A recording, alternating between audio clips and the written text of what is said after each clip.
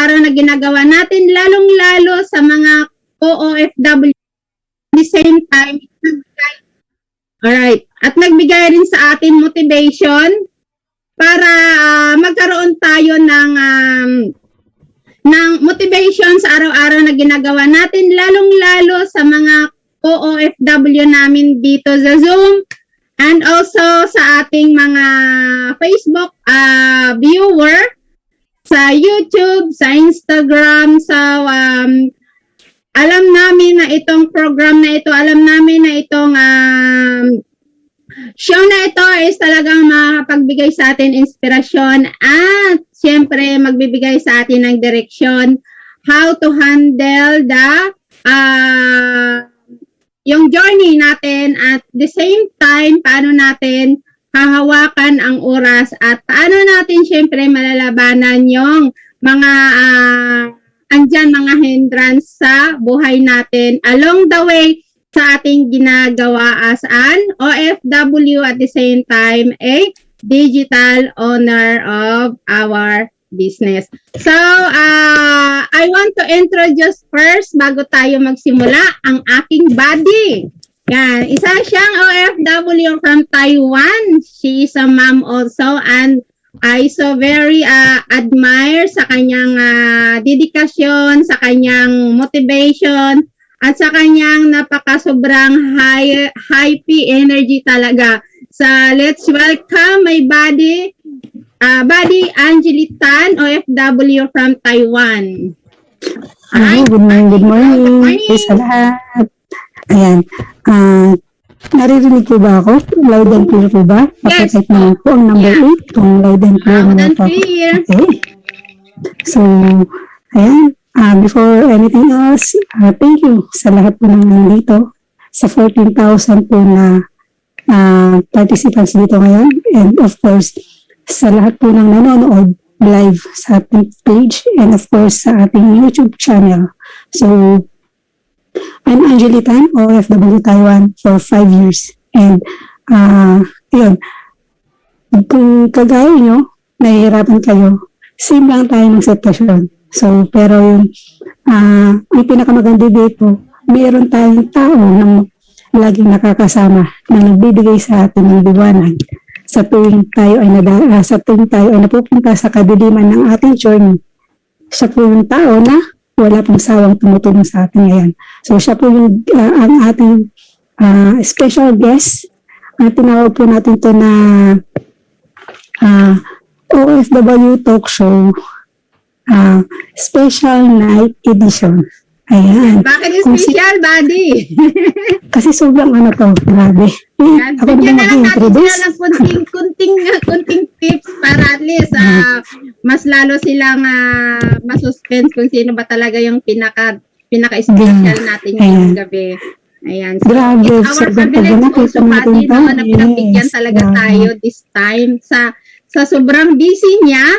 Lalo ngayon, sa ginagawa niya dyan sa Pinas, grabe talaga. So, it's our pleasure, our privilege talaga na paunlakan. Makasama natin siya. Yes. Yan, makasama natin ngayon. Kaya sobrang swerte niyo po na masaksihan niyo din ang kanyang journey, ang kanyang buhay, ang kanyang kwento. Yan, abangan niyo mamaya. Sa karamihan sa atin lahat is, alam mo natin na kilala na, medyo nagkakaroon na kayo ng idea kung sino siya. Ang kagandahan nito is titignan natin yung mas other side ng pagkatao niya, hindi lang yung pagiging leader niya. So, yun ang kagandahan dito and sobrang thankful ako dito sa tao na to kasi kung hindi dahil sa kanya, wala na ako sa easy. So, ayan, ako na ba mag-introduce? Saray mo na. Siya din yung tao na sobrang hyper. May tawag ako sa taong to eh. Kumbaga, silent bomber. Bakit? Wow. Yes, silent bomber kasi pag tahimik siya, nag-o-observe. Hindi na siya, hinahayaan ka, siya yung leader ng hinahayaan ka na lumipad kung saan-saan. Yeah. Kung halimbawa nabubagsak ka, sa kakalay niya at ako na dito ka. Yan. Mapagmahal siya. And so, of Very course, humble. Yes, super. And ano pa siya dito eh, kumbaga, basta bomber siya. Pag andyan, pag may mali siya nakita, dire-diretso, walang preno. At saka siya rin, Sabihin talaga sa'yo. pagkakaalala ko, buddy, siya talaga yung gumising eh. Yung pandemic. Yes, super. Kaya sobrang saludo talaga. Sobrang saludo talaga ako sa taong ito. Grabe. Ano mo yung ang hilig pa niyang mag-on the spot. Yeah. Ayan. Pero pag nag-on the spot ka Ayun, siya naman ang on the spot. Nabigla na. Mano-mano lang talaga tayo, di ba? Mano-mano lang talaga tayo. Pinagmanahan tayo. May pinagmanahan. Kaya, so, ayan. And of course, marami rin siya nung itong leader na to, nakita na natin, natunghayan na natin kung gaano siya dedicated, kung gaano siya committed, and of course, kung gaano niya kamahal yung mga leaders niya. Kasi no siya wonder, buddy, no ma-interrupt kita, no? No wonder naman kung saan siya ngayon, di ba? Yes. Kung anong buhay meron siya ngayon. Dahil sa mga, dahil sa mga nagawa niya talaga sa group. Yes, grabe, sobra. Tatunghayan natin mamaya. Sacrifices, sobra yung sacrifices. Hindi mo siya matatawaran eh. Kumbaga sa ina, talaga siya yung ina ng grupo. So, eto, hindi ko napapatagalin kasi sobrang excited na akong malaman kung ano Siyempre, lahat nakasama natin talaga dito ng mga viewers natin. At the same time, dito sa Zoom, na talagang sobrang excited din na matunghayan talaga, masaksihan talaga. Di ba? Ito kasi, kakaiba to eh. Kakaiba to ngayong araw na to eh. Di ba? So, magugulat kayo. Alam ba yung Walang iyakan ba ngayon? Walang iyakan? Walang iyakan. Talaga sobrang depende na lang sa flow ng usapan mamaya. Kasi iba kasi talaga pag daspat ka na magtanong na heart to heart talk talaga siya na hindi mo siyang kausap mo, buddy. Yes, heart to heart talaga. Hindi mo yung pinaghahandaan mo yung itatanong mo sa kanya. Actually, wala po kaming pinaghahanda ang tanong dalawa ni Buddy Angelique, kumbaga heart to heart talk talaga yung ginagawa namin at ito yung kagandahan dito kasi reality talaga na tanong namin na which is na nararamdaman kasi namin sa puso namin yan. Ayan, so dahil kami parehas na OFW, so kumbagang yung isip at saka puso namin is parang konektado, parang ito itanong mo, ito yung isunod mong itanong, iyon kami dalawa. Kaya walang preparation na tanong ko kayo, wag po kayo. Alam ko din, buddy, na on the spot ka din lagi, di ba? Yes. Kaya, ay, grabe. Power yan.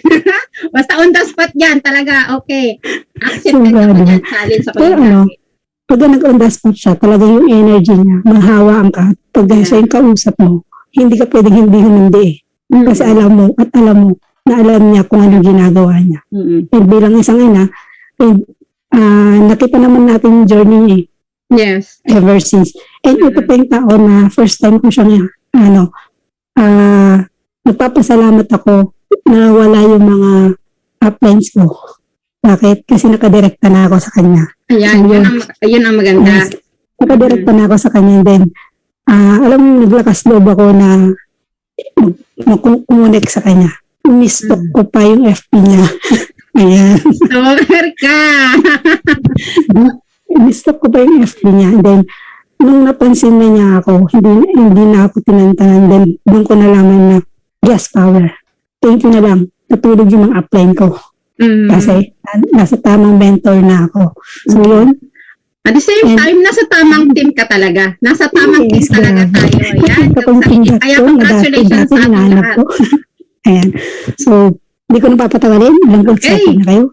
Kung halimbawa na, so, lahat ng mga hindi pa nag-open ng camera, it's your chance na mag-open kayo ng camera ngayon. Kasi lahat kayo is makakapag-connect sa tao na to. And itong tao na to is top 13 siya ng company, top earner.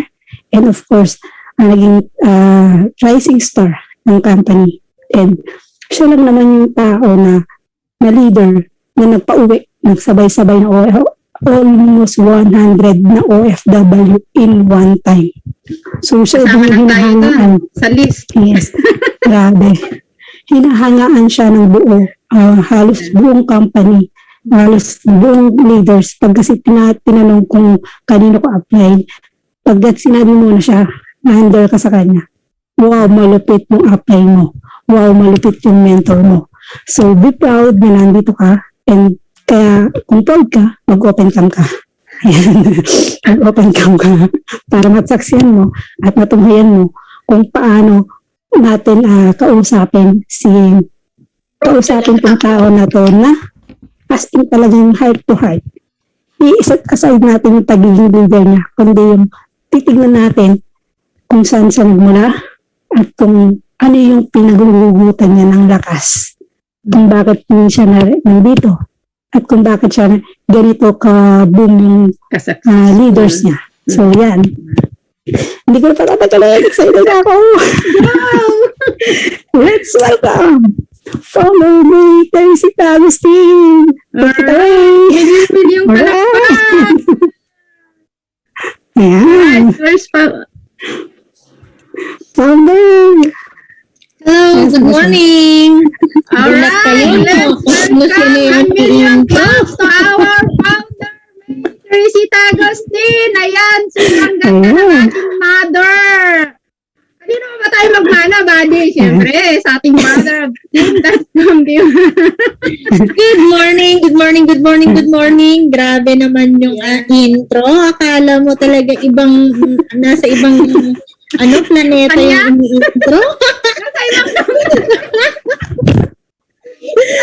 Akala niyo special guest, no? So special kayong lahat. Love you, founder. Ayan. Okay, hello. Okay, thank you so much, founder, sa Are you ready pagpapanak. na, buddy? Grabe. So, bigay mo na yung tatlo nating dyan. Para mabigyan si founder ng Actually, tonight, buddy, sunod na question hindi, natin. since na special guest, and Special na tanong kita. ngayon, special na tanong din po. Walang kategory, Ayusin niyo dire-diretso. yung tanong, ha? Ayusin niyo yung tanong. Hindi, simple Nakabahan lang ako, ba? buddy. Kasi iba yung Baka tayo guest mag-isa natin nito. ngayong araw. Baka tayo ma-understand. Pero okay lang. Tayo tuloy yung kinakabahan.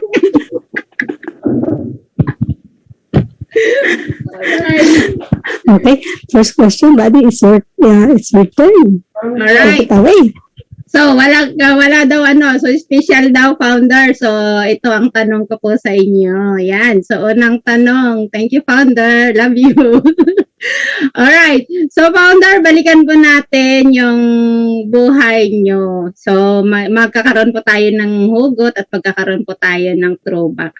So, founder, nung hindi ka ba po involved dito sa EC, at hindi ka pa po naka-experience ng pagka-OFW na kagaya namin, sino si founder noon at ano yung gusto mo, simply na gusto mo lang po para sa iyo at sa pamilya mo? Ayan. So, Way back. hindi pa ako OFW, okay? So, kami yung maagang pumasok sa buhay may asawa. Kaming mag-asawa, as in, graduating pa lang kami, pumasok na kami sa buhay may asawa. Kasi dito sa probinsya, sanay tayong nanonood ng teleserye. Kaya akala natin, totoo yung nasa teleserye na pagmamahalan, okay na. So, ayan siya. Yung reality, hindi pala ganon. Kaya, graduating kami ni Mister, nung, ayan, pumasok kami sa buhay may asawa, since hindi kami prepared, hindi pala siya ganun kadali na kahit graduate ka, kailangan mong lunukin yung pride mo kasi hindi mo lulunukin yung pride mo kasi walang magandang trabaho na tumatanggap ng hindi single. Kasi ang priority ng mga dito sa Pilipinas, syempre single, with pleasing personality. May Doon pleasing pasok tayo. Yeah, doon pasok tayo. Pero syempre, with experience, syempre ang experience lang yung pumasok sa buhay may asawa. So, ang ginawa namin, nagtinda ako ng sa umaga, nagtitinda kami ng kung ano-ano, nagtinda kami sa palengke, and then pagka summer, nagtitinda kami ng halo-halo, and then sa gabi, nagtitinda kami ng ihaw-ihaw. So, ganun siya yung nangyari na buhay namin. And naranasan din namin na si Mr. naging tricycle driver. Ayan. Kaya lang, sabi namin, okay, kahit sobrang sipag natin, parang walang nangyayari. Kaya, ang ginawa namin, nag-try naman kami magtinda sa palengke. Naging tindera kami sa palengke ng mga gulay Baguio, namamakyaw kami sa ordaneta ng mga gulay para, ibenta. Kaya lang, nauubos yung puhunan namin kasi yung gulay, 10 kilos mo siya binili or akala mo 10 kilos pero 9 kilo lang siya. Kinabukasan, bumababa yung kilo. Tapos nababawasan pa. Kaya salute sa lahat ng mga negosyante na talagang nakaka-survive. Pero sa amin, wala talaga eh. Tapos may mga naririnig ka pa na maaga kasi maaga po, founder? Ilang taon po kayo nagsama ni 21. 21 years old. Okay. Yeah. 21. Fresh na fresh pa yun. Ayan siya. So, hindi siya ganun pala kadali pagka wala kang ipon pa, wala kang sariling bahay. So, talagang kung may marinig kang masasakit, talagang pasok dito, labas dito, iyak mo na lang. Ganon. So, may time ba na mag-give up na lang kayong dalawa ni Mentor Darwin sa relationship nyo that time? Talagang nagkaroon. Pero ang namin, sabi ko nga hindi lang pala sapat na pagmamahalan at kasi pagka gutom ka na, pagka nakikita mo lahat ng kaliit-liitan na pagkakamali ng bawat isa. Ang ganon. Kaya yung sinasabi nila na kahit walang pera na masaya, wala kayong pera magkasawa, for sure lagi kayong mag-aaway.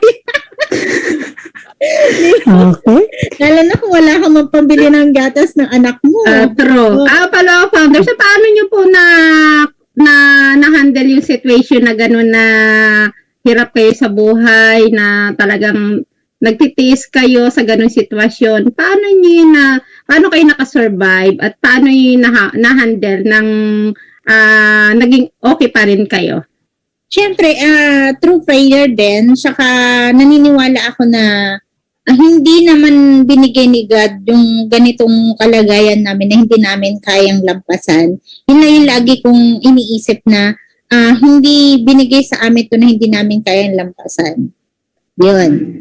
Okay. Sobrang Ako naman, founder, yung follow-up question ko naman, since sa sitwasyon na ninyo noon, paano magalit ang isang founder mater si Agustin nung wala pa sa AC?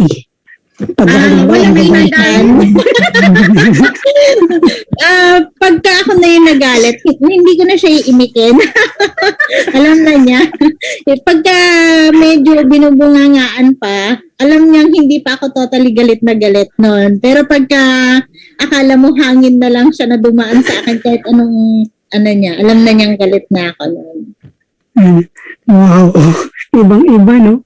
Ibang-iba yung founder na nakita natin. Ganun kasi talaga, buddy, pag sa mag-asawa, sa mag-partner na talagang kailangan alam mo yung ugali niya, kailangan alam mo yung kiliti niya, kung galit siya, calm down, tapos kung okay naman na, usap para maging okay yung ang relasyon. So, so founder, ano naman po yung ginagawa ni Mentor Darwin since na nagalit ka na? Ano yung ginagawa niyong paraan para mapa-smile ka niya ulit? Ayan. Mapa-smile? Usually nung bagong mag-asawa kami, hindi naman tumatagal yung away namin. Sa isang araw, hindi tumatagal. Pero syempre, hindi naman ganun kasi kay smooth mo nung bagong mag-asawa pa lang kayo, hindi mo pa talaga totally kilala yung isa't isa. Kasi kami, mag-best friend kami. Wow. College best friend kami. Ayan. So, nag-build talaga Yes. sila ng friendship. Yes, pero hindi pala, pag nakasama mo sa bahay, ay kilala mo na siya. Meron pa rin talaga kayo. Kasi from second year college to graduating talagang naging mag-best friend kami ng college. Mm. Ang lalim ng binil Yeah. nila. Di ba? Pero sabi ko nga, saka mo lang totally talaga makikilala yung isang tao pag nakasama mo na siya sa iisang bubong. Ayan. So, sa mga single dyan na naghahanap, ayan na. Kailangan maging best friend mo na. Ano ba yung pinaka-advantage ng best friend mo siya? Tapos, hindi ba pumasok sa isip ng founder na since mag-best friend kayo and napunta kayo sa relationship, hindi ba pumasok sa isip mo na what if hindi mag-work out yung relationship mo? Then, kumusta na yung friendship? Kumusta yung best friend? Ganon. Parang hindi naman pumasok sa isip namin yun. Kasi, from pag mag-best friend, talagang wala naman talaga nung una talaga, wala naman kami both na side na nararamdaman ganun. Kahit na nagkaroon siya ng girlfriend tapos pag may nagsiselo sa akin yung mga girlfriend niya, kinakausap ko yung girlfriend niya. Pero wala pa that time talaga. Ay, kasi talaga wala pa. Alam mo naman, di ba? Pag wala pa talaga. So, dun lang nag-develop nung graduating na parang may something. Tapos, ayun. So, ibig sabihin, mas matimbang talaga, mas powerful talaga yung build-up pag na-develop ka sa isang tao. Siguro kasi hindi naman yung ito yung talagang namin Hindi naman ito yung nakikita namin before Hanggang dumating na lang na na-feel na namin na talagang meron na. Ganun. Kailan yan? Ano yun? Ano yung ginawa niyo? Graduating na kami na Yan. ayun. Ayun na. Biyan. Ayun na. Tapos Ayan. si Cause Angelique. Hindi kasi since nakilala na natin si Founder bilang isang leader, hindi pa natin kilala talaga siya totally. Oo, kilala na natin na sa leader, pero yung talagang siya mismo, bilang individual, bilang isang asawa, wala yun ina-admire natin siya dahil sa mga achievements niya. Pero yung struggles niya na pinagdaanan before, kamusta naman? Kasi mas malaking impact niya sa'yo.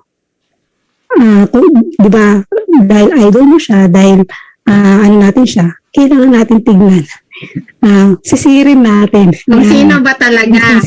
Yan, kung sino ba talaga? Sabi nga ni Mentor Darwin bakit nakarating doon? Dito na sa tabi ko. Kakaibang kakaibang tanong to, yan.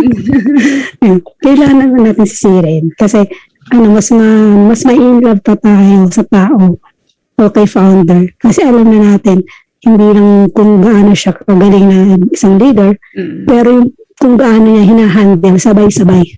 Kasi, di ba, hindi naman madali sa atin. Kahit nga sa atin, individual. Pagka sumabay yung anak, sumabay yung boyfriend, sumabay lahat negosyo. Hindi na natin alam kung sino natin, di ba? Priority. Sino yung priority. Siyempre, anak. Siyempre, pero Sa boyfriend, di ba?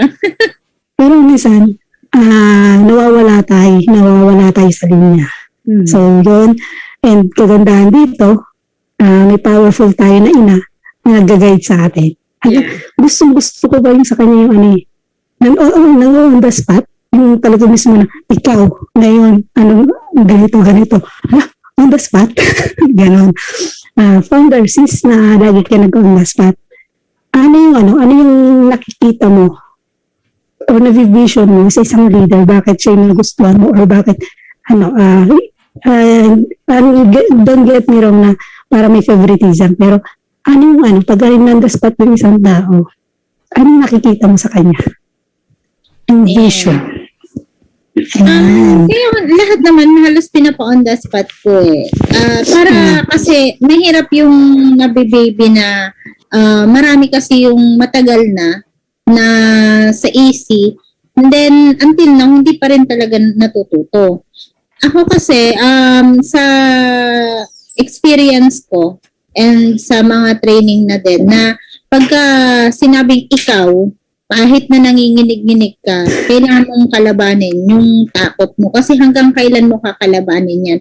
And malalaman mo kung gaano kalalim yung alam mo pagka talaga nag-take advantage ka dyan na pagka sinabi sa'yong ikaw, malalaman mo, hindi pa pala ako ganun kagaling sa product presentation. Ikaw mismo yung makakaalam. Pero hanggat sinasabi mong ayoko pa as next time na lang, hanggang kailan? Kaya marami yung dumating na sa point na ang lalim na ng mga leaders, ang dami ng mga laki na ng kinikita, but still now, hindi pa rin makapagsalita. Ayoko na kasing mangyari yung nangyari sa amin before na hindi nga talaga alam yung kahinaan or hindi alam yung mga kulang pa. Dahil nga, sinasabi namin before na copy-paste lang kami hanggang doon lang. Hindi kami nagsasalita. Tama ba? Hanggang sa hanggang dito lang kami. So parang tinutuldukan mo na rin yung pagka sinabing ikaw yung magsalita, pwedeng next time na ako. Meaning to say, yung daga sa dibdib mo, hindi mo nilabanan. Unang-unang pinakamahirap kalaban sarili natin. Yung sabi nga nila, makatungtong ka pa lamang dun sa stage. Ano na yun, malaking bagay na yun. Ano pa kayo makahawak kahit hindi mo pa alam yung sinasabi mo. At least naka first step ahead ka na. Tama ba? So, ayun siya. And pagka yung mga taong kahit na mali-mali yung mga pinagsasabi pero nag-go pa rin, natutuwa ako sa mga yun. Meaning to say, meron siyang gusto niya talagang matuto at gusto niya talagang mag-excel. Ayan. Ayan, strongest.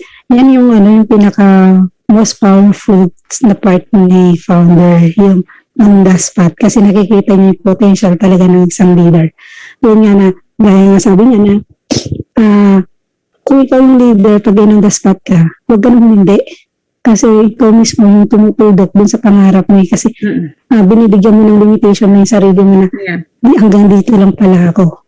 Diba? So, ganda. Pero may naano rin ako na disadvantage na nagpapa-on the spot na lalo-lalo na kung meron tayong mga guests. Tapos, hindi ka prepared na mag-share kasi yung Zoom training natin, wag lang natin siya basta-basta na nilalaro or whatever man. Kaya kung minsan, di ba, hindi ako nag-open ng camera. Syempre, hindi ako naka-prepare. Aminin natin, hindi ako okay. And then, pinapa-share. Hindi siya maganda na tignan na mag-share ka ng success story mo na parang kagigising mo lang, or whatever. So, hindi siya maganda rin na magpa-on the spot ng gano'n. Kasi ililip up mo pa yung niya pag open ng camera, ay bakit nakasando lang? Ay bakit alam naman natin ng mga Pilipino, tama ba?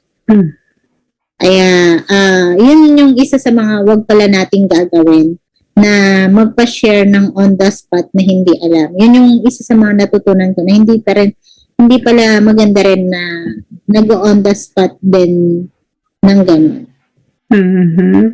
Kaya, wag niyong gagawin. Sa mga training lang, na kung tayo-tayo lang, pwede yun. Pero pag may mga na tayo, guest na tayo, hindi pwede.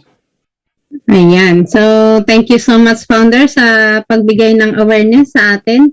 So, since na nawala ang aking body, baka nawala yung connection. Balik tayo, Founder. Yan, may kabalik ako sa'yo. Ay, parang bumalik na yata si Coach Angeli. Hanapin ko muna. Okay na, balik ka na lang, Coach. Okay, sige. Ayan.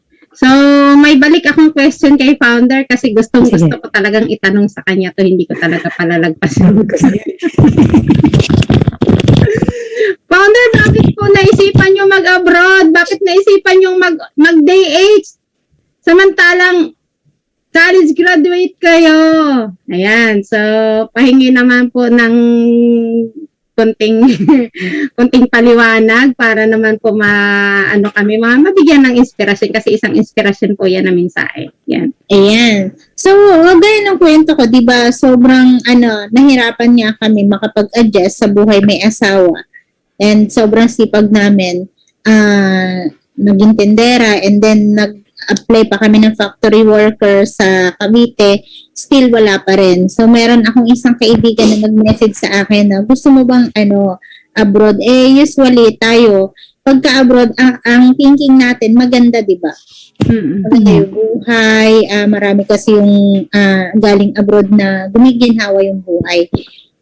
So, ayun siya, greenab namin, alam niyo kung magkano lang sahod that time. Ang first na country na napuntahan ko is Singapore. Walang day off. So, sabi ng kaibigan ko, salary deduction after 6 months, may day off na. Pero pagdating dun sa kontrata, ilalagay lang dun na no day off. Pero ang sa Singapore, hindi, meron talagang dun na policy na dapat bigyan ka ng day off. So sabi ko, okay, sige, greenab ko yun. Greenab ko yung maging OFW. Pero, grabe yung self-pity yung first day.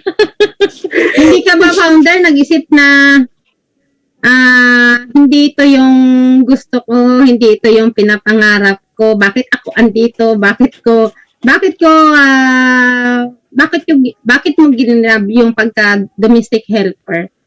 Dahil nga sa kaisipan na pag nag-abroad, another stepping stone na since wala ngang hindi makapasok ng magandang trabaho dito sa Pilipinas, kaya lang syempre, nung nandun na ako sa abroad, yung first na, ito pala yung yung minamanage, ito pala graduate ako ng BS Management, pero nagpukuskus ako ng CR, tapos minamanage ko yung mga anak ng may anak. So, ayan siya. Talagang lalo pagka, sanay tayong mga Pilipino, pagkakain, sabay-sabay, tama ba? Tapos, pagdating doon, sa kusina kakakain, separate yung pagkain mo sa kanila, mga ganon. Yung first month ko talaga, grabe yung iyak ko, but still, kumakapit ako dun sa sinasabi ko nga na hindi binigay ni God tong nangyayari sa akin na hindi ko kayang lampasan. Yun lang yun. So, naging motivation mo din, founder, Yes. ang family mo back home. Yes. So, since na in your journey as an domestic helper sa Singapore, ano po yung naisip niyo pang mas maganda sanang idea, mas maganda sanang gawin para mas mapabilis yung kita mo, mas mapabilis yung pag-uwi mo ng Pinas? May naisip ka na po bang idea nung habang nagtatrabaho ka doon sa Singapore, or just sabihin mo na lang na tapusin mo na lang yung kontrata mo and that's it, uwi ng Pinas? Ang ko lang dati nung nasa Singapore ako, ay yung basta meron akong sustainable na income. Yun. And kasi ang iniisip ko nung makakaipon ako ng malaki kasi gusto ko nga magkaroon kami ng sariling bahay. Yun. So, natupad Iba naman kasi, po. hindi eh. Kasi, kumbaga, 10,000 sapat lang, pambayad utang. Tama ba? And, sobrang nahirapan ako doon. Hindi natapos yung kontrata ko doon eh. Parang 1 year and 2 months lang ako doon. Aside sa Singapore, founder, anong next na bansa ang napuntahan mo? Ayan, Hong Kong na. Pero yung sa Singapore, kaya ako hindi ko siya natapos kasi yung alaga ko, 3 yung alaga ko. And yung mga amo ko, mababait naman talaga sila. Sobrang mababait yung mag-asawa. Yun nga lang, bawal ako ng cellphone. Nakakatawag lang ako sa pamilya ko pagka bibili yung card ng amo ko. Tapos siya yung nagpapadala ng pera sa family ko. Ayan, pag bababa lang ako na susundin yung mga alaga ko, inoorasan niya ako. Ganun. Pero lagi kami namamasyal. And kaya hindi ko siya natapos kasi sobrang stricto kasi yung amo kong lalaki sa mga anak niya. Ngayon, yung mga anak niya naging maldito-maldita. Sa akin, kinukuha yung pagiging maldito-maldita nila. Nandiyan, sasabihan ka na stupid, nandiyan talagang duduraan yung kinakain mo. Ayan, hindi ko naranasan yun sa mga amo ko, pero sa mga alaga ko, naranasan ko. And sobrang naughty nila. Kaya sabi ko sa amo ko, ma'am, pauwiin mo na ako kasi hindi ko kayang i-handle yung mga anak mo. Baka kung ano pong mangyari. Kasi maging kasalanan ko pa. Ayokong, may anak ako sa Pilipinas. Ayokong, uuwi na lang na hindi ko alam. Sabi ko. Kaya yun, naawa naman sa akin. Ayun, pinayagan ako umuwi. So, nung umuwi ako, sobrang payat ko. Siguro mas payat pa ako kay Coach Angelitan. Kaya, grabe yung kapayatan ko nung umuwi ako. And nung nandito ako sa Pilipinas, akala ko sapat na yung inuwi ko ng 40,000. Pero ang bilis maubos yung pera dito sa Pilipinas. Kaya nag-try ulit ako mag-apply Hong Kong naman. So nung nag-apply ako Hong Kong, sabi ng father ko, ba't ka pa mag-apply? Failure na ngayon sa Singapore. Baka kung ganun din mangyari sa'yo sa Hong Kong, and may termination doon, wag ka nang mag-apply kasi kaya naman ka namin tulungan dito, sabi nung parents ko. Pero syempre, may asawa na ako eh. May pangarap kaming mag-asawa. So hindi sapat yung income ng asawa ko. Kaya yun, nag-apply ako ng Hong Kong. Noong una, hindi ako talaga sinusuportahan ng parents ko na nag-apply kasi nga nag-failed na ako sa una eh. Pero nung nandiyan na yung visa, ayun, sinanla yung lupa. Yung lupang yun yung farm ngayon. Yung resort farm.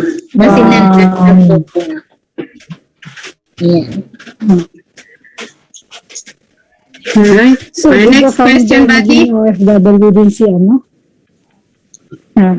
naging OFW din si Mentor, tama po ba? Yes. Paano kayo nagko-communicate?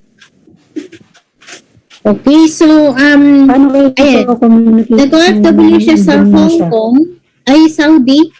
Nag-OFW siya sa Saudi. Na magkano yung sahod mo that time? Nasa 10,000? 10,000 din ang sahod niya. So, ang communication namin, syempre, meron dati na yung video call. Ayan. Yun yung... Usually naman na ginagawa ng mga OFW dati, mga that time. And yung question mo kanina, Part Giselle, na pumasok po sa isip ko na magkaroon na ibang pagkakakitaan. Usually, parang okay na kasi ako dati sa sahod ko sa Hong Kong. Kaya lang, ang target ko kasi that time, kaya ako nag-Hong Kong, Canada. Mga kaibigan kaya na Canada talaga yung gusto ko. Kasi mas maganda naman pong oportunidad pag nakapunta ka doon. Parang stepping stone lang si Hong Kong. Ito yung mga pinagsasabihan ko dati na gusto kong mag-Canada. Nasa Canada na ngayon yung mga kaibigan ko. Na pinagsasabihan ko lang ng gusto ko before. Sila yung natuloy. As founder, hindi ka man nakarating ng Canada, marami ka naman na napuntahan, di ba? Moving Canada pa. So, next question, sundot ka dun, founder, na sabi mo nga na nag-apply ka sa Hong Kong for another, yung, nagkaroon ko ulit ng chance na nag-work sa Hong Kong. At, ilang years ka sa Hong Kong, founder? So, bali, isang kontrata at 3 years and 2 months. Ang gano'n. So, for sure naman na naging okay naman yung mga amo mo, yung mga trato nila. Yeah, yung unang amo ko, yung first 6 months, madugo yan. Grabe, as in napakamaldita ng amo ko. Lahat ng nawawalang gamit, ako yung pinagbibintangan. Dumating sa point na pati yung relo niyang nawala. As in talaga, pati nga yung underwear niya. Tapos malaman-laman, makita namin yung underwear niya nandun sa kabilang bahay nila. Meron pang di ba? May pulang pa, lagay. So, ganun siya ka-worse yung first 6 months na nung talagang pinagdabugan pa niya, may nakakatuwang nangyari kasi sabi niya, wash the shoes, sabi niya. Sa atin, ang wash the shoes, log-log, tapos brush. Tama ba? Tagulan pa naman. Di ganun, wash the shoes, di kinash ko siya. Dumating yung amo ko, talagang sabi niya, you're so stupid. Tinapon sa harap ko yung sapatos. Ang wash pala sa kanila, bunas-bunas lang na gano'n. Tapos yung pinakailalim lang, yun lang yung babasahin. Yun talaga. Tapos, ang pinaka last ko na sa kanya talaga yung pagbintangan niya ako dahil kinuha ko daw yung relo niya. So sabi ko sa kanya, ma'am, kung wala kang tiwala sa akin, talagang umiyak na ako sa harapan. Sabi ko, kung wala kang tiwala sa akin, pauwiin mo na lang ako. Kasi hindi ako nagpunta rito para magnakaw. Nagpunta ako rito para magkaroon ng magandang income para sa anak ko. Ngayon, kung hindi mo, wala kang tiwala sa akin, pauwiin mo na ako. Tapos, after namin magkaganon, pina-car wash niya ako sa baba. Hindi na-expect ko, syempre may termination sa Hong Kong. Pagka-akyat ko, ni-expect ko na iti-terminate na niya ako. Pero hindi naman. Tapos kinausap niya ako, tapos nag-sorry siya. Noon, unti-unti, nagiging okay na siya. Hindi na niya ako pinapakialaman sa mga sa mga trabaho ko. Ganyan. Hanggang sa,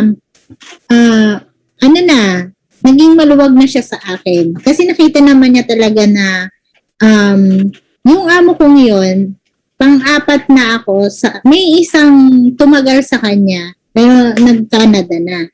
Ngayon, bago ako, may 3 na siyang terminate. Tapos ako yung pumalit.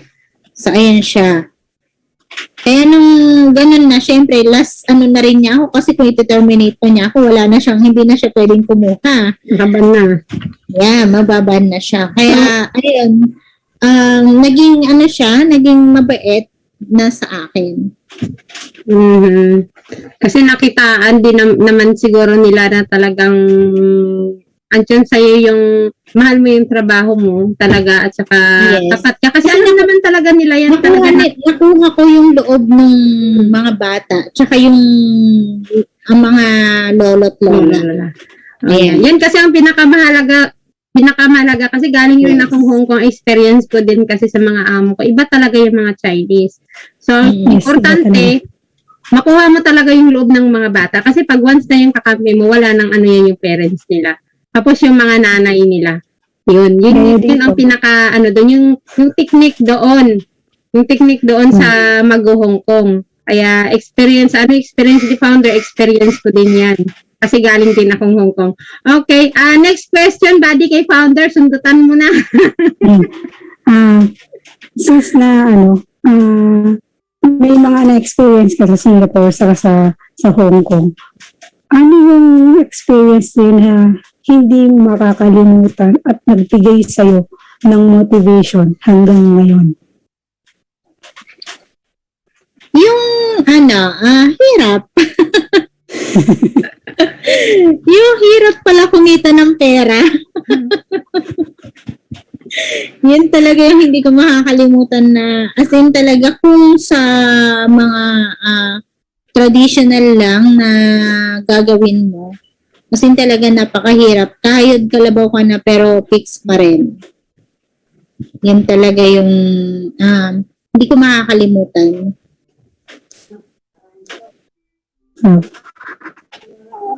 Ayan. So, paano ka na-involve ng EC? Ayun. Ayan, ito na ang pinaka-climax. Ano na-involve sa EC? So, yung Gaya ng sinasabi ko, lagi ako nagpre-pray na habang tumatagal ako sa OFW kasi, napipil ko na lumalayo yung loob ng anak ko sa akin. Although kahit nag-video call, malayo pa rin. Nabibigyan ng pera, malayo pa rin. So, lalo-lalo na pagka, ano ba yan, may mga okasyon, ang sakit sa dibdib na ba? Kaya yun, pinag-pray ko na magkaroon ng opportunity na, yun na, sinagot ni God, yung pinag-pray ko talaga na sana magkaroon ng opportunity na kahit nasa bahay lang, kumikita. Di ba ngayon, nasa bahay lang ako kumikita, kasama ko yung family. So, thanks God kasi yung opportunity na to parang blessing in disguise. Kasi nung unang na-invite ako, sabi birthdayhan. Galit ako dun sa nag-invite sa akin. Kasi, ginutom ako eh. Ginutom ako. Kasi syempre, expected birthdayhan, di makakatipid. Pero, lahat ng opportunity na yun, blessing in disguise pala. Kaya kung kayo man na-invite na ganito, birthdayhan, alam nyo, blessing in disguise. Kasi, magiging araw-araw pagka kumikita ka na, magiging araw-araw na birthdayhan. Lalo na ngayong pandemic. Pwede lang na mag-craving ako kahit nandito ko sa probinsya. Mag-Google lang ako, maanahan ako ng gusto kong pagkain. So, nito araw-araw na birthdayhan. So, yan. Kaya sinagot ni God yung prayer ko. Pero hindi siya yung directly. But, kung nag-negative ako agad, na hindi siya sinubukan, siguro wala ako ngayon dito sa kinaroroon. Bukod, sundot founder, no? Follow up. Bukod ba sa easy, meron po bang dumating din na ibang pagkakataon bukod sa easy? Meron din isang company bago easy na kaya nga nung naano na ako sa easy, parang nagdidilim na yung paningin ko doon sa nag-invite sa akin. Sabi ko, ganito na naman. Kasi parang ako yung tipong nakakalabgat sa mga ganitong klase ng industriya. So, ayun siya. Yung isa, tara, punta doon. Yun. Tapos paglabas, pirmahan mo na to. Akala ko walang babayaran. Tapos sabi, babayaran mo na lang every sahod. Nakapirma na, hindi na mabawi. Ganon. Kaya, pero yun, hindi ko siya tinuloy. Kasi parang yung pakiramdam ko nung pinapirma ako na hindi sinabing may babayaran, tapos nung nakapirma na sabing babayaran every month, parang feeling ko na loko ko. Di mabuti sana, diniretsa na lang sa akin na magbayad kayo. Nagde-decide ako kung tutuloy ko o hindi. Tama ba? So, ayun, although kahit na pinapirma ako doon and niregister ako doon, hindi ko siya tinuloy. And kasi pakiramdam ko, kung ganun din yung gagawin ko sa iba, parang hindi siya maganda. Kasi para sa akin, mararamdaman nila sa mararamdaman. Hindi niya mararamdaman nila. Kaya hindi ko siya tinuloy. So, founder, ano yung magiging different approach doon sa kabila at dito sa AC? At bakit mas nagustuhan mo dito? Si Easy kasi, kaya nagustuhan ko sa products. Kasi nung time, although ginutom ako doon. Totoo yun. And nagdilim yung paningin ko doon sa... Totoo pa rin yan. Totoo pa rin yun. Pero yung nag-strengthening test kasi, na pinatikim kami ng C24/7. Syempre, every talaga menstruation, ang sakit ko na is dysmenorrhea. Yeah, so isa ako sa mga nakatake ng C24/7, kinagabihan, parang bumuhos yung dugo ko na as in talaga gumaan yung pakiramdam ko. So sabi ko, baka ako parang may something. Kasi hindi ko naranasan yun na guminhawa yung pakiramdam ko pag may menstruation ako. That day lang na nag-take ako ng C24. Kaya sabi ko, kung maganda yung product, maging healthy lang ako and yung family ko, kasi yung family ko sakitin. Father ko may hika and sabi ng doktor, lifetime na siyang gamutan ng Hepa B. And yung mother ko may sakit din. Yung lola ko may sakit din. So sabi ko, sa maging healthy lang kami, okay na. So, kahit na medyo negative yung ano ko, sinearch ko talaga, nag-search ako kasi para sa akin, sa internet, pag malaman mong, pag may usok, may apoy, sabi nga nila, tama ba? Isang naloko lang talaga magwawala yan. Puro positive. Pero, syempre, hindi pa rin ako kagad nag-join. Sinabi ko pa rin sa parents ko na puntahan kung totoong may branch. Pero nung pinuntahan, negative na. Negative yung family ko. So siguro founder, kung hindi ka nag-try ng product, magiging negative ka rin ano? Sa tingin mo? Yes, totoo yun. Magiging negative din ako kasi parang it's good to be true yung mga kitaan na dinidiscuss eh. Parang hindi naman katotohanan, parang ganun. Kasi kayod kalabaw ka na, hindi ka kumikita ng ganun kalaki. Tapos sasabihin na sa business na to kikita ng malaki, parang imposible. Tama ba? Kaya yung C24/7 talaga may epekto na talagang nakatulong sa akin. Ayan. Kaya, ayan, nag-join ako. Una-una ang target ko lang maging healthy yung products. Pero hindi naman tinik agad ng parents ko. Kasi masyadong malaki daw yung capsule. Tapos nung iti-take nila, parang mag-i-stuck dito. Tapos yung healing reaction, sabi nila, sabihin mo nga sa anak mo, papatayin yata kami. so ayun, matagal bago sila nakatake na mag-take talaga ng C24.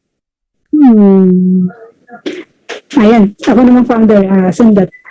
Since na, on the first place pa lang, negative na yung parents mo, lalong-lalo na si daddy mo, ano yung sa'yo na kailangan kong gawin to or kailangan kong ituloy to, kahit na negative sila? Sa akin kasi, hindi pa sakitaan ako dati talaga sa products. So, maano ko lang sila, ma-push ko lang sila mag-take kasi sabi nga lifetime na gamutan yung sa father ko, di ba? Ma-push ko lang sila mag-take sana pero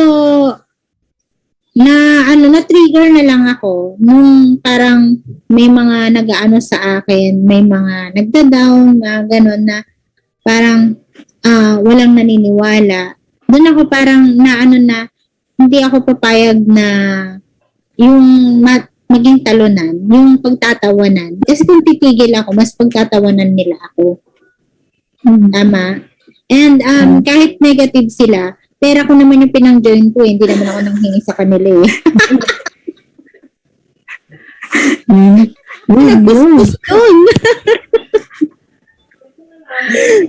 Tama. Ayan. Yan, may point si founder. So, kahit na sa dami-dami na sa palibot niya ng mga negative, lalo yung family niya, but still, pinaglaban niya yung paniniwala niya na sobrang ganda ng product, which is, yun naman talaga ang totoo. Dahil ako na-involved din ako sa sobrang ganda ng product. So, founder, follow-up question. So, ano yung nagiging journey mo doon sa Hong Kong habang nagtatrabaho ka as domestic helper, at the same time, ginagawa mo ng part-time yung negosyo mo. So, ibig sabihin, tago-tago ka lang din sa mga amo mo na ginagawa ginagawa yung negosyo or nagbebenta-benta ka na rin, patago. Kasi nasubukan mo na nasubukan mo na yung product So, ibig sabihin, may nasagip na sa isip mo na pwede ka rin palang makatulong sa ibang tao in your little own way. Yeah. So, ang ko dati, network builder kasi ako, hindi ako sa retailer. So, ayun siya. Kumbaga, user ako ng products natin. Ayan, and sinishare ko yung kagandahan ng products as a user. And kagandahan ng as a OFW, paano ko siya nagawa? Since OFW, matagal kasi dumarating yung products dun kaya naging ganun din. Kasi nag-aantay pa ng mga kasama si Upjohn na mga magpapadala. Kaya minsanan, mga 3 months bago dumating yung mga products, mga ganun. Kaya wala din yung retailing na pinag-uusapan doon. Kasi nga, matagal eh. Kung siguro ikaw yung pag-join, na-atat ka na, tapos ang tagal-tagal, kung ikaw siguro yung kasabayan namin, siguro mga 1 month pa lang give up ka na. Tama, inip ka na agad. Ganun. Paano nag-boom yung business mo? Ay, ayan. Nasa Hong Kong pa. So, mahirap, di ba, sa OFW, yung papasok ka dito na hindi naman din talaga, hindi mo pa siya totally alam. Tama ba? Kumbaga, naano ka lang, nagandahan ka sa products, pero paano? Ang laki ng question mark eh. Paano mo siya gagawin? Tama? Kaya lang, that time kasi, ang hilig na namin talaga mag-Facebook, nakikipagpuyatan pa nga kami sa swap votes eh. Ngayon, since mahilig kami sa Facebook, yung everyday na i-excite ako, napopost ko sa wall ko. Hanggang sa nagkakaroon na ng interest yung mga ka-Facebook ko, hanggang nagme-message sila. And doon na napasok na since hindi nga active yung direct sponsor ko and yung upline ng direct sponsor ko. Kaya, gaya ng sabi ni partner Angelitan na be thankful kung ganun yung mga naging sponsor mo kasi may blessing na may purpose yan. May bibigay sa'yo na mas magandang mentor pa. Mas magaling na mentor. So, wag ka mag-self-pity na na-stack up ka lang dyan. Kaya ako, nang salo, si Upjohn. Since may question mark na kung paano gagawin, ang ginawa ko talaga, nanood ng sa YouTube, tapos sinulat ko yung eco presentation sa scratch paper na 4 scratch paper. Tapos, since baguhan nga lahat sa online, yung eco presentation namin 3 days. Since hindi rin marunong copy-paste si Upjohn, type lang din siya. Ganun din ako. So, kaya ang nangyayari, okay, so yung C24/7, lahat ng component ng C24/7 talagang tinatype namin, wala pa yung dating binubuod. Kaya talagang 3 days inaabot yung eco presentation namin. Tama? And yung ganito ko na as in sumasakit na. Dumarating sa point na nalalaglag na yung cellphone ko sa mukha ko sa Facebook. Ganun siya. Kung nahihirapan ko ngayon, paano pa kayo yung sa amin before na 3 months bago dumating yung products, yung training napakabagal, hindi mo pa totally kilala yung mentor mo. Kasi, di ba nga, pag nagpadala ka ng pera, sabi nila, pag nagpadala ka ng pera, napakahirap magtiwala kasi marami na scammer ngayon. So, nagpadala ka ng pera, hindi ko kakilala. So, yun yung questionable pa na yung credibility, hindi ko rin naman kilala, tama ba? And, tapos wala pa akong products na hawak. So, that time, kung kasabayan, sabi ko nga, kung kasabayan kami ng mga mahihina ang loob, tumigil na. Tama. So, ayun siya. Nagawa namin dahil nag-ano ako na kung maganda yung products, maganda yung negosyo. Doon ako humawak. Kaya kahit ang daming dati, ang daming ibang mga company din na nag-aalok sa amin, lalo na may office doon, hindi ako tumingin sa iba. Kasi nakakuha niya yung ko doon sa products eh. And nagawa namin through online, since wala akong product na hawak and kapopost, first direct ko, ayun si partner, 2 agad ang na-direct ko. Isang nasa Australia, si Bing Bondok and si Fatima. Ayan. Sila yung mga na-direct ko. So, naka-mindset na talaga kay founder yung ganda ng produkto at the same time, kung maganda ang produkto, mas maganda daw ang kitaan. Kaya na talaga sa mindset niya na ang kagandahan ng ng company. So, founder, question. Bilang isang onliner, so tapos OFW. So ano yung naging dahilan mo kung bakit ano yung nag-ublok sa at dahilan mo na mag-for good? Nung natapatan ng easy yung kinikita ko. Wow. Kasi sabi ko, okay, gagawin ko to. Pag naging SE ako, nag-goal ako ng SE within yung year na yon. Pag naging SE ako this year, and ma-triple nito yung matapatan lang yung kinikita ko sa Hong Kong, pwede na. Pwede na ako for good. Pero, na-triple ni Easy. Mm-hmm. Nag-first attempt naman ako mag-for good. Yung first contract ko, ayoko nang bumalik sana kasi yung natapos yung kontrata ko, sabi ng amo ko, you want to renew the contract, sabi sa akin ng amo ko. Sabi ko, why? You want to renew the contract? If you want na mag-renew ng contract, don't be lazy, sabi sa akin ng amo ko. Sabi ko ganun sa amo ko, ba't mo ako tinadala na magre-renew ng contract? Lazy naman pala ako, sabi ko. So, stop na, magpo-for-good na ako, tutuloy ko na lang yung negosyo. And, alam ko that time na yung income ko pa, hindi pa sapat. So, nung natapos yung kontrata ko, naghanap ako ng ibang amo bago uuwi sana. Mm-hmm.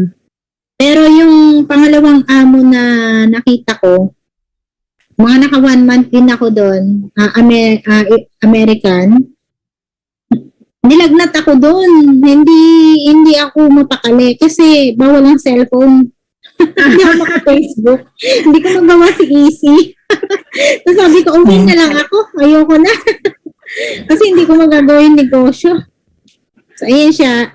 Hindi ko tinuloy yung sa American. Umuwi ako dito sa Pilipinas. Tapos yung nung nandito ako sa Pilipinas, akala ko sapat na yung medyo nakaka-survive naman na. Nag-15,000 a month na ako that time. Pero kulang pa rin eh. Dumating sa point na 3 months na ako dito, makatanggap ako ng text sa amo ko na, kumusta ka? Akala niya nandun pa ako sa Hong Kong. Pag day off mo, punta ka rito, pasyalan mo, namimiss ka na ng mga alaga mo. Syempre ako nag-text ako, nung nandito na ako sa Pilipinas, hindi ko tinuloy yung kontrata kasi bawal ang cellphone doon, hindi ako makaano. So sabi niya, gusto mo bumalik dito? Ayan, tumawag siya sa akin. Yung purpose ko ng pagbalik second contract, para palakihin pa yung, hindi para magtrabaho talaga, kundi para palakihin ang Easy. Yung Easy group ko sa Hong Kong. Kasi nung umuwi ako, hindi pa ganun kalaki. Sabi ko, sige balik pa. Sige kako. Ayun, bumalik ako para talagang mapalaki pa yung Hong Kong team. Yun na yung purpose ko talaga muna. So which is hindi ka naman po founder na bigo dun sa Yes. nakatatak Kaya, isip mo na yung mga nagpa-for good na bumalik ulit ng abroad, may purpose naman yan eh. Wag kayong mahiya na sa first na for good, nag-fail kayo, siguraduhin nyo sa susunod na pag-for good nyo, hindi na. Ayan. Kasi pag nandito sa Pilipinas, ang dami kasing distraction. Aminin at aminin man natin. Yung, kasi sinusulit natin yung time na nawalay sa family. Kaya, hindi natin nagagawa ng full-time. Yung sinasabi natin, ipo-full-time na namin pag nasa Pilipinas, maraming nagpo-for good na hindi nagpo-full-time, nagpo-pulling time. Nagiging dahilan yung pamilya para hindi magawa yung negosyo. Which is hindi tama, founder. Hindi, yes. Kaya nagtataka yung mga nag-for good, tapos bumalik na bakit nakaka-direct ako nung nandito ako, bumalik ako sa abroad? Kasi wala ka ng ibang iniisip kundi yung trabaho mo, tsaka yung negosyo. Mas nakaka-full-time ka pa nung nandyan ka sa abroad, parang ganon. Kaya, matuto sa bawat hindi naman porket nag-fail ka ng isang nakakahiya na yung tama ba? Yeah. Tumayo ka and at least matuto ka sa mga kamalian para sa susunod. Alam mo na. So, founder, sundot ulit. Sundot. Ano yung naging target mo? OFW lang ba nung una? Or naisip mo yung mag-target din ng mga international?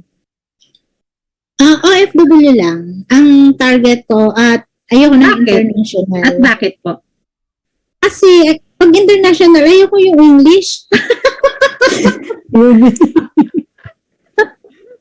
Yun talaga yun. Iniiwasan ko talagang makaano ng yung English, pero mga ganun. Pero hindi mo pala mapipigilan magkakaroon ka ng team na ganun. Kasi may mga leader ka na ang market ay international.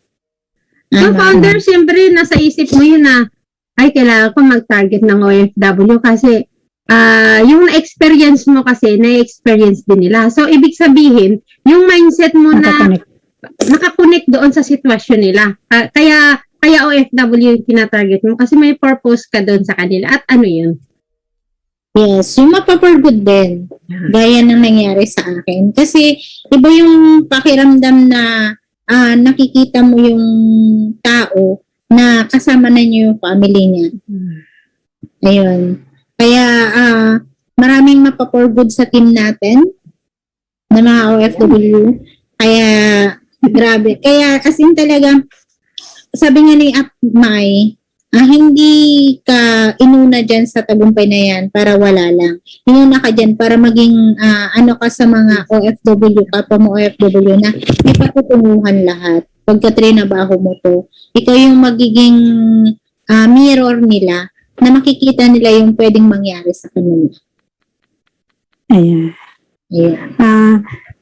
Ako naman yung tanong ko. Since diba si Mentor Darwin is negative before, paano mo siya na anong diskarte na ginawa mo para lang mapapositive siya? Diskarte?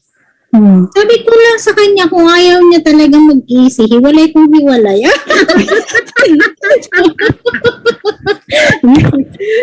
Good Ayan. advice! Umuwi kami. Parehas kami umuwi ng Pilipinas. As in talaga, parehas na sinunog na namin yung barko. Ayan. Parehas kami umuwi. Wala kaming ibang, kaya nga galit na galit yung parents ko kasi ano na lang daw magiging buhay namin dito. Tapos, ayun pa, nagpapahanap pa kami ng condo para namang laki-laki ng kikiuwi namin para magpahanap ng condo, ganyan. Since hindi nga rin sila naniniwala na may income, tama ba? Kaya, nung, parehas kami umuwi, wala na. Nag-aano na yung parents ko na ano na mangyayaring buhay namin. Saan na naman kami pupulutin? Ang ganda na nga ng trabaho namin. Bakit pa nagpaloko kami dito? Baka kung magsarado tong company na to, wala na naman. Tama ba? So, nung umuwi kami, ang usapan namin wala na. Pero bago umuwi, sabi niya, pwedeng mag-renew ako ng kontrata para kung walang mangyari dyan, meron pa akong babalikan na trabaho. Sabi ko sa kanya, tignan mo muna, umuwi ka muna. Sabi mo, magpo-forward na tayo parehas para talagang magkasama na tayo. Tapos ngayon, kung kailan malapit na akong umuwi. Tsaka mo sasabihin na magre-renew ka. Ano to, lokohan? Ganun. Umuwi kami parehas. Okay, sige, umuwi kami. Pero siya, hindi na niya, kahit magsabi siya sa akin, kinan pa rin niya talaga na nag-renew siya. Ngayon, pagdating dito sa Pilipinas, 3 months lang yung bakasyon nila, di ba? Nakapag-check-in ako ng 300,000, hindi pa rin siya naniniwala. Ngayon, sabi ko sa kanya, sige kako, ayan yung passport mo, kung gusto mong bumalik, bahala ka. Tama. Pero sabi niya, sige, hindi, tutulungan na lang kita. May inauba na kami, negative pa rin. may sasakyan na drive, as in talaga gusto pa rin niya na iba pa rin daw yung sariling income. Syempre, ang talaga, may process kasi lahat. Una, syempre, hindi kami gaanong nagkakasundo dahil dyan kasi iba yung ng network sa traditional na trabaho, tama ba? na ano rin kami, kailangan mo rin magpa-mentor talaga para kami, nagpa-mentor kami kay Up Mylene tsaka kay Up Mike. Pa-mentor kami in terms of sa relationship kasi talagang nagbubungguan kami eh. Kaya it's a matter of life and death na. May insurance. Ayan siya. Nakuha siya nung nakikita na niya na nung nagkaroon na kami ng bahay. Ayun, unti-unti na ay talagang Nagising na siya, founder. Kung susuportahan tapos na feel na niya na iba-iba pa rin yung talagang kumikita na magkasama kayong ng pamilya. Kaya yun. Mapapapositive mo siya, ang asawa mo na negative, pakita mo talaga, bilisan mo magkaresulta. Mahirap kasi sa atin na inuuna natin umiyak kaysa magkaresulta. Emotion. Wala kang emotion. Kaya alisin ang emosyon. Oo. Normal naman na umiyak tayo, pero dapat matatag tayo na ipaglaban yung para sa pamilya natin. Pakita natin na yung usually kasi yung pamilya natin ayaw nila na bumagsak ulit tayo o mag-fail tayo. Kaya akala natin negative sila sa atin pero gusto nilang concern sila sa atin na dumarating sa point na yung sobrang concern nila nasasakal tayo na hindi nila alam. Tama ba? Ngayon, kailangan lang talaga natin magpakatatag kasi kung mahina yung loob mo, sabi nga nila, yung maraming dream stealer. Hindi mo alam kung asawa mo, yung pamilya mo, pero akala mo lang dream stealer sila. Pero kung ititwist mo yan into positive mindset, maano mo na sila pala yung nagpupush sa'yo sa limit mo, na nagpapatatag sa'yo. Dati, galit ako sa mga negative sa akin, galit ako sa nagdi-discourage sa akin. Ngayon, na-realize ko na hindi ako makakarating sa ganito kung hindi rin sila naging spices sa aking journey. Yeah, it's true. Sila yung naging daan. Yeah, pero dati talagang, as in, pag kinikwento ko, talagang nandiyan yung gigil ko sa kanila eh. Tama ba? Hindi gigil ka talaga eh sa sobrang hirap mo rin na nadaanan. So, founder, sa naging first achievement mo, syempre, andun yung talagang sobrang saya ka. Kasi, syempre, nakuha mo yung, nakuha mo yung result ba dun sa pinaghirapan mo, tama. So, ano naman po yung naging, bukod doon sa naging, may car, may bahay. So, ano naman po yung mga next na plan nung after nun sa investment pa? So, naisipan niyo po ba na mag-invest more? At para kanino yung i-invest nyo? Siyempre, may mga anak kayo. Siyempre, tama. And then, so, ano yung nagbigay sa inyo ng way para naisip mo kasi parent, di ba? Parents kayo. Iniisip niyo yung mga anak nyo. So, ano yung naging investment niyo pa bukod sa nabanggit mo kanina na nag-encash kayo, na may Innova car kayo, may car kayo. So, baka pwede niyo pong i-share sa amin para at least mas ma-inspire kami ng todo na gawin ito at ma-reach din namin kung anong meron kayo. Ayan. So, pagka kumikita ka na, dapat matuto ka how to handle your finances. Marami kasi akala natin investment siya, pero liabilities pala. Tama. So, matuto tayo doon na hindi lahat ng mga ina-offer sa atin is investment. The moment na hindi nagpapasok sa'yo ng pera at naglalabas lang ng pera dun sa income mo, it's a liability. So, ang masasabi ko pa lang na investment namin as of the moment ngayon, yung sa resort, kung magtuloy-tuloy na siya, kasi magtutuloy-tuloy na yung pasok ng income doon. So, yun pa lang yung masasabi namin na investment talaga namin na magpapasok ng pera, magpapasok ng pera sa amin. Okay. So, kasi yung sasakyan, yung ano ba yan, yung sa Laia. Although, kung ibibenta na namin yung sa Laia, parang ano na rin yun, investment na rin kasi ang laki na ng ano niya. Ang laki na ng value niya ngayon. Nabili lang namin siya ng 10,000 per square meter. Ngayon, nasa 18,000 to 25,000 per square meter na siya. Wow. So, ayun siya. Masasabi namin investment yun. Kasi lumaki yung value niya. Yun. Ayan. At bago tayo magkaroon ng final, diba ngayong gabi is a special night, so i-allowed natin yung at least 3 ng participants dito sa Zoom na makapagtanong kay founder. Ayan. Yan. Pwede, It's chance nila na magtanong. na pwede kayong magbigay ng katanungan or anong gusto niyo pang malaman bukod sa mga narinig niyo or basta yung mga bagay na hindi niyo pa alam tungkol kay founder. Pwede niyo i-chat box or pwede niyo rin pong mag-unmute para sabihin mismo sa kanya. Ayan. At least 3. Okay? Coaches? I think first time na magkakaroon tayo ng Q&A kay sa guest natin. Ay, yung magtanong? Hello, founder. Good morning to each and everyone. Good morning. Ask ko lang po, founder, kasi I know I'm not so good at it. So I just wanna ask you how you gonna handle your finances in terms of family and of course in your lifestyle.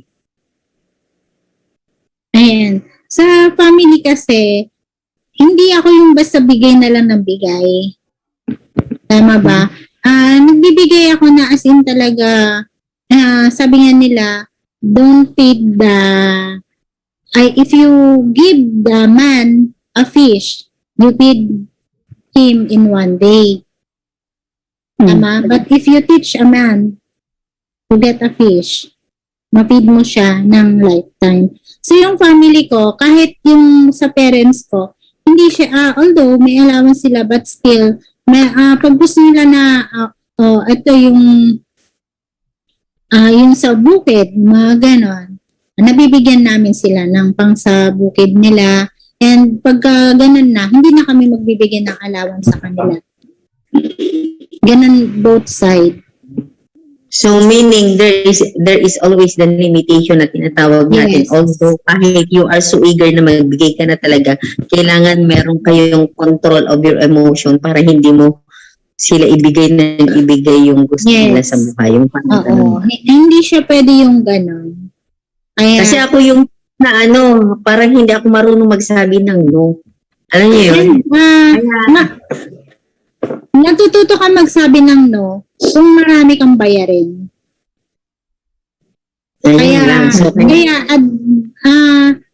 Bakit napapasay no ako? Kasi natataon na yung mga bayarin ko. Tuition fee ng mga bata. Siyempre, tatlong mga bata. Plus yung sabihin na natin napasabay yung Laia and dati sasakyan. So ayun siya. Hindi siya every meron kaming binibili na property na kung halos ang natitira lang sa amin ay yung sapat na pang isang buwang gastusin. Yun na yung talagang natitira. Ayan, napapasino kami kasi nababudget. Kami din mismo nagbabudget sa sarili namin. And hindi ka makukonsensya mag-say no kasi totoo na may pinagbabudgetan ka. Yeah. Sige po, thank you, founder. I have to do that. Alam niyo yung ganun kasi matagal, alam mo, ilang beses ko na rin tinanong yan kahit sa mga ibang speaker kasi ako yung taong na hindi ako talaga marunong mag-say no. Ang katiwiran ko, may kapalit, may darating, sige lang. Ngayon yung ganun ang katiwiran. So, but now, I'm going to realize everything kasi bumabata na ako ba? So, ito na bumabata. Thank you, founder. Yeah. Kailangan, yan din yung naituro sa amin ng mga mentor. Kasi before, yun nga parang, yung pera, parang yung flow, sige lang. Yes. So, kailangan, talagang marami yung lalapit sa'yo, na mahirap humindi, mga ganun. Pero pagka talagang full of responsibilities ka dun sa mga nakuha mo na mga properties, pwede mo kasing sabihin, pasensya na, eto kasi yung mga bayarin ko. Ako talaga, pagka gano'n, talaga sinasabi ko lahat ng bayarin ko. Ikaw yan lang yung kailangan mo. Ako ito yung bayarin ko. Diba? Ako dati pa, siguro mga second year ko sa business, I came to the point na pinahiram ko pang ATM. Now, when they ask money, I just encash in my BTC, boom, nandoon na pera nila. Ganon. 1 year yan. Pero na-realize ko na naman, so I got back my ATM. Ganon ang buhay ko kasi. So now, thank you kasi I keep on learning talaga na I need to handle. Kailangan nating i-handle yung finances natin. Parang, actually, yun naman yung namin na kahit ang laki ng laman ng sa BTC namin, pero bakit yun lang yun na namin na mga properties, kaya dapat ngayon talaga i-handle nyo habang maaga pa. I-handle nyo yung income nyo para hindi saan napunta yung kinita ko? Parang 1/4 lang yung na-invest ko. Parang ganun yung mangyayari. Nakasto na din yan. Yeah. Luckily sa amin, may nakikita kami kahit paano na mga investment, na mga nabiling mga properties. And at least naranasan naman ng both side na yung maginhawang buhay. So okay na yun. And this time, maging mas honest sa paghawak. Aware na talaga, aware na. Maging aware na. Kasi ang laki ng na itong pandemic ang laki ng adjustment na nangyari during this pandemic. Dito mo na-realize. And very thankful ako na, as in, aside from, dito ako na-open up na, ayun, kumikita sa Easy, napakaganda, buti na lang may Easy. Tapos kung gusto mo pang another source of income na hindi mo siya hahawakan, gaya niyan, yung sa resort, pagka okay na siya, iba yung magmamanage. So, meron pang papasok na ibang source of income.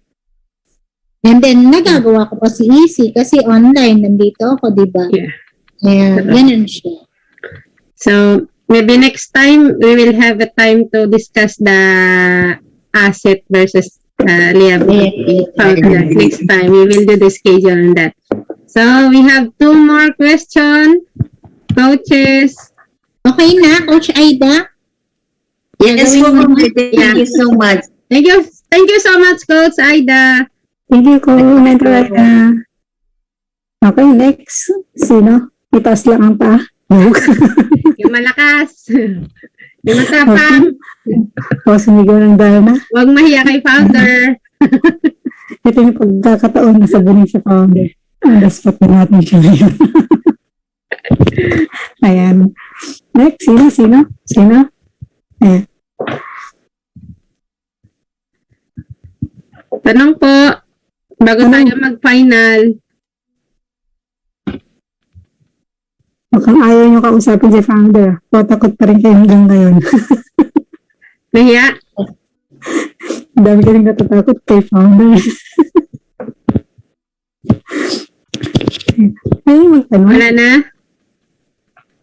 Nahihiya siguro. Nahiya. So, ito na lang, founder, sa akin.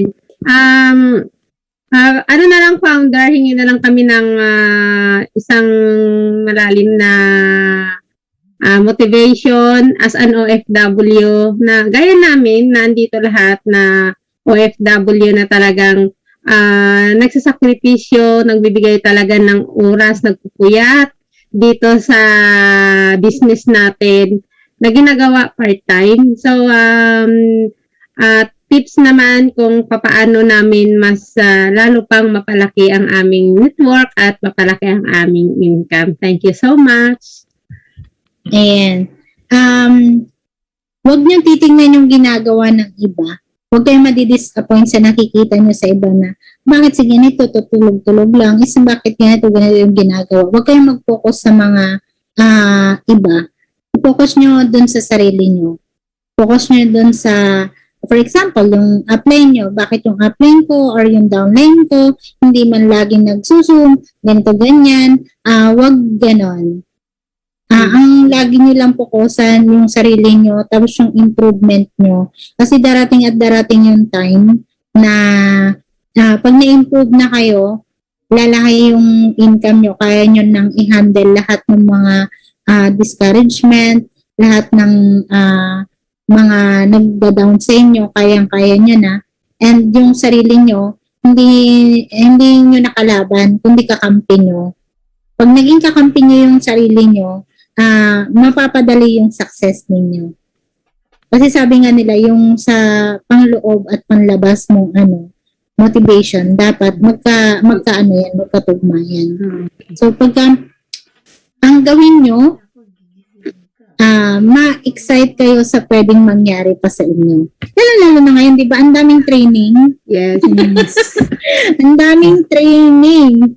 So, ayun siya, ang lagi lang yung, ikaw na lang talaga yung kulang. Pero pag nag-training, wag yung, sana si ganito, si upline ko dapat ganito. Wag ganon.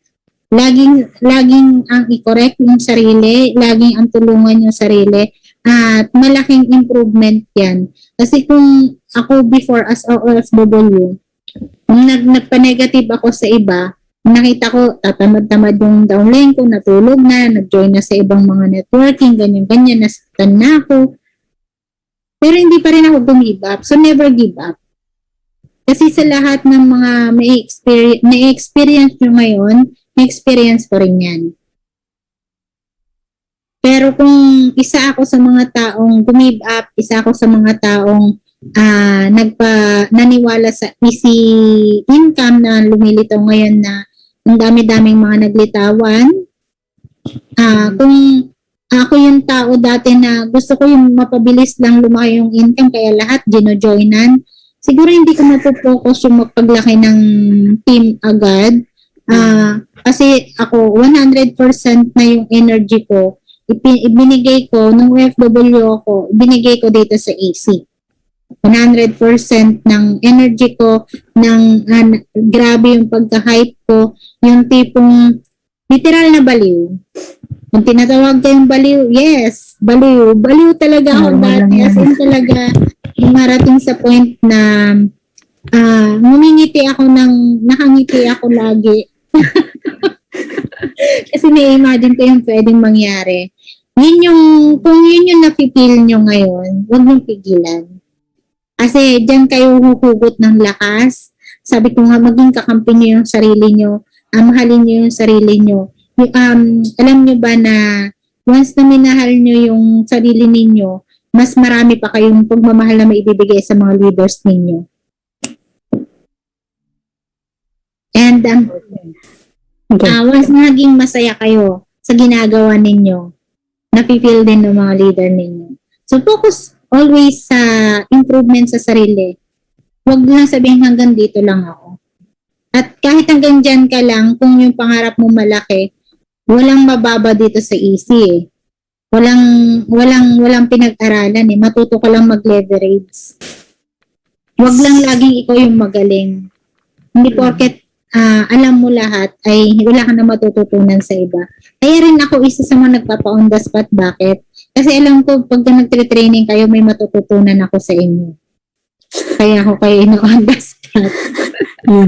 May aral akong matututunan sa inyo. Okay. Sa akin naman po founder yung last na Hello, Part Anita. For 5 years from now or 10 years from now, asan po si Team.com? Team.com nasa resort, nagbabanding. Marami, 5 building tayo doon, nagbabonfire. And nagbe-brainstorming ng mga magaganap na mga events sa team natin. And yung mga nandito sa Zoom, magkakaroon na ng kanya-kanyang, nai-imagine ko na nagkakaroon ng parking ang magiging problema sa resort. Sana Ayun. ako. Lexus. Grabe. As in talaga, for sure, hindi lang yung resort na yun eh. Hindi lang yun. Yung kanya-kanyang resort ninyo. Hindi po imagine na dati bahay na magkakapit-bahay lang yun na-imagine namin. What if isang buong barangay atin? Na yung beachfront pa lahat. Grabe. As in Tapos yung talaga- street, atin. Yes. Grabe, di ba? So, imagine kung gano'n na yung mangyayari. Dati nga, imagination lang namin yung magkakapit bahay, tama ba? Imagination lang yung resort. For sure, 5 years from now, hindi lang tayo sa Zoom magbabanding. Yes. Meron dito yung magsasabi, apply and treat kita tara sa Hong Kong. Pero Diba? So, ayun siya. Nai-imagine ko na yung pwedeng mangyari sa team. Na marami yung papasok sa top 500 and sa top 20. Yan. isa na tayo doon. Tayong lahat Yeah. doon. Pasok. I claim it. Ay, claim it. Ayan. So, grabe. Sobra talagang, sobrang So, Bobby, nakakadala yung hype ni founder, nakakadala talaga yung gigil niya. Kung siya nga nang gigigil na resultadong tao na, how much more tayo na ilang step pa lang. Ayan, so thank you so much founder sa oras. Imagine lang ha, na dito sa Zoom naggaganon tayo tapos pagka magbabanding na tayo, hindi pwedeng hindi ka naka-swimwear. Meron na po akong 10 set. Ayan, kayo mag-prepare na kayo 10. Ayan. Kailangan ko mag-aral na akong mag-swimming nito. Yan yung isa sa mga reason kaya medyo malalim si swimming pool ko. Mas malalim pa sa akin. Para matuto ko sa swimming. Pochayda, i-ready mo na yung two-piece mo. Yun. Alright, so dito So, yun, buddy. nagtatapos ang ating Dito, buddy, meron pa. Talk. May palaro pa tayo kay founder. Alright, so nakalimutan ko, sorry. Alright, go ahead, buddy. Ito yung laro founder na pinatawag namin na fast quest. So, fast quest. Ibig sabihin, nagtatanong ako na dalawang words lang. Pipili ka lang kung alin doon. Come first into your mind. So, then, magpa-follow up question ako. Ayan, natatawa ka na naman kasi nauunahan ako. Ayusin mo yan. Okay. Sabihin na First naman question. niya ng katabi niya, bakit niya yung mga tanong? Ayan. Ano mo na? First question. Bitter o sweet? Sweet. May ganun pa, ay so sweet. Sweet. Tapos yung mata, sweet. Kasi katabi niya si Mentor. Katabi niya si Mentor. Pero sweet, yan. Maganda kasi kontrabida na naman tayo nito eh. Tapos isa pa. Lights on, lights off. Both. Isa lang. Isa lang. Lights on. Bakit? Para nakikita mo. Ayan. Pangatlo. Thin or fat? Thin or Siyempre fat? gusto ko tin.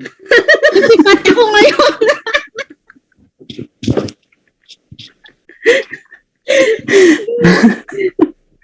Okay. Balot o Pinoy? Balot. Favorite ko yan eh. Ayan. Then, ano mas masarap? Itlog o chicken? Itlog o chicken? Oh, ano mas masarap? itlog niya.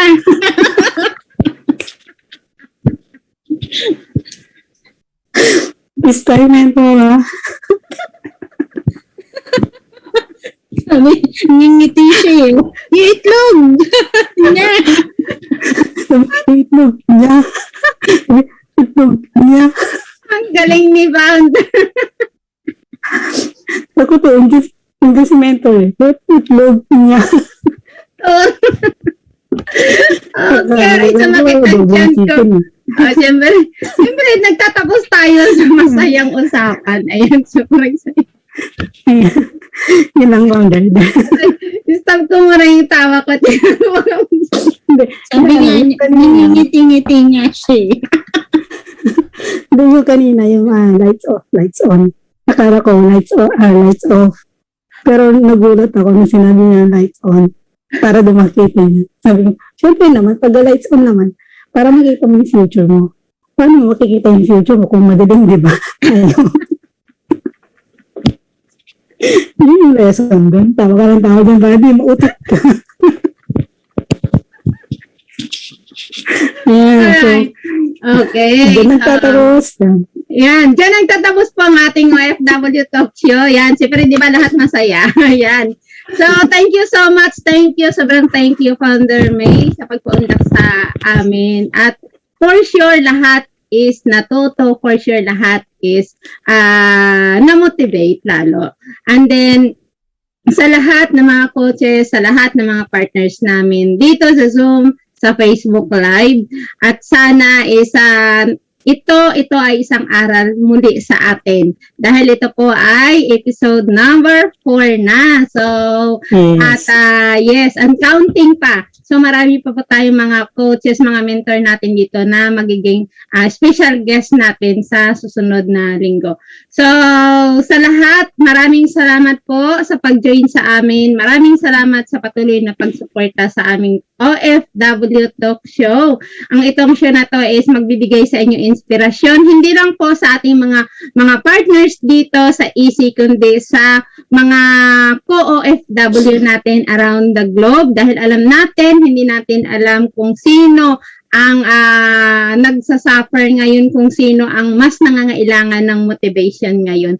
So, hindi natin alam na nakakatulong pala tayo sa kanila na marinig yung kwento natin, marinig yung kwento ni Founder May na magbigay sa kanila ng pag-asa na bumangon at mangarap muli.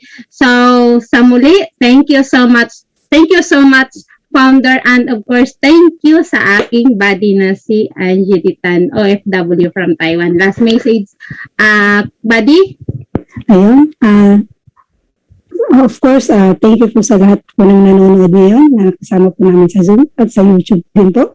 And of course, sa mga nanonood din po sa Instagram na patuloy po na sumusuporta sa amin. And thanks God kasi na-on the spot po namin yung aming founder. Ayan. And kahit pa paano, may nalaman kami kung ano yung pagkatao niya before at mas namahal pa namin siya ngayon. So, alam ko kung nanonood ka ngayon via Zoom, via live, or nandito sa Zoom na to o sa YouTube, alam ko kahit pa paano na-inspired ka. Dahil lahat ng OFW, hindi ka lang magiging OFW. Tanggalin mo yung limitation mo kasi lahat tayo may karapatang sumaya at magkarapatang maabot yung mga pangarap natin, especially para sa mga ating mga pamilya. Ngayon yung natutunan ko sa gabing na to is ang babae pala is totoong commander ng family. Ayan, kasi siya lagi nasusunod. Ayan. And of course, mas pinatunayan na naging fighter yung isang babae sa lahat ng mga pinagdadaanan niya sa buhay. Lumalabas talaga ng kusa. Yung totoong tinatawag na dragon. And ngayon mas napatunayan ko na si Founder ay isang silent bomber. Ayan.